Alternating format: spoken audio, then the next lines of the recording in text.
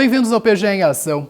Em março, antes do isolamento social, a Procuradoria-Geral do Estado de Mato Grosso do Sul promoveu o ciclo de palestras junto com a OAB-MS para debater as perspectivas contemporâneas do federalismo brasileiro.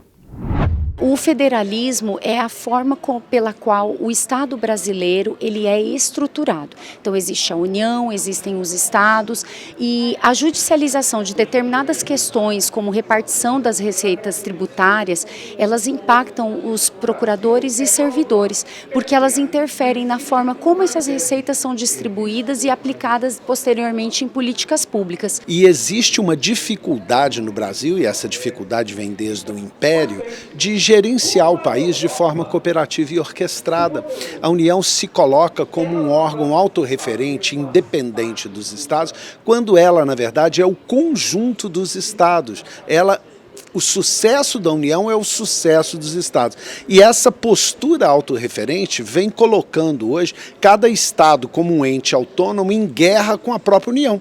Hoje eu abro o jornal, tem lá, União é obrigada a liberar fundo penitenciário. Ora, o país está todo com os penitenciários arruinadas, sem dinheiro, e a União contingencia 1,5 bilhão quase de recursos do fundo penitenciário. Os estados têm que ir na justiça para liberar o recurso. Isso é impensável, né? É impensável num país que quer funcionar harmonicamente, quer evoluir, e acaba virando uma guerra de todos contra todos por uma inabilidade de gestão política da burocracia federal com relação aos estados. E isso se chama federalismo. E no caso brasileiro, um federalismo que eu poderia rotular de um federalismo sem juízo, portanto. As políticas públicas a maioria delas gestadas em nível nacional.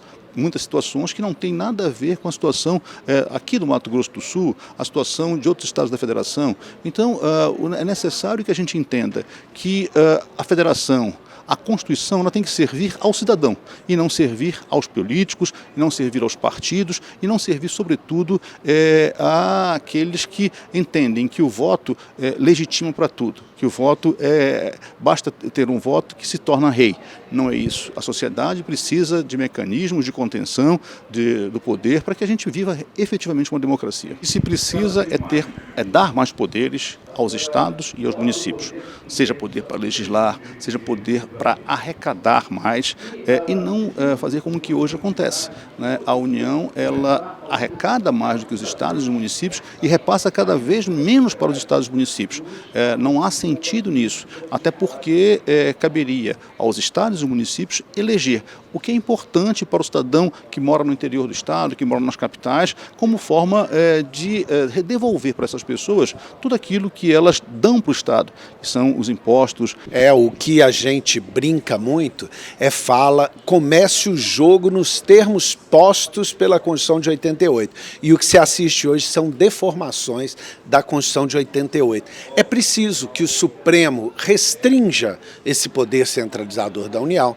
É necessário que esses recursos venham para a ponta dos estados, né? Que a União pare de contingenciar recursos dos estados, que se descentralize a receita tributária que foi tão centralizada, que é por isso que os estados estão todos quebrados.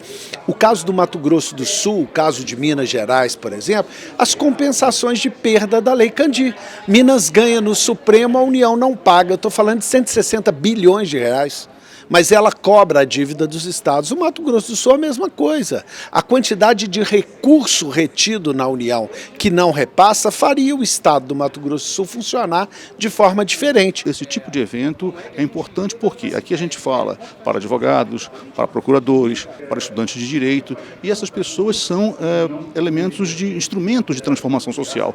E cabe a elas, no seu dia a dia, nas escolas, na sua família, levar essas mensagens para que a gente possa, para que a sociedade possa compreender que ela, a sociedade, é que tem um papel principal. Ela, a sociedade, é que é o ator que deve ser protegido. O passo aqui é esse, tornarmos conscientes.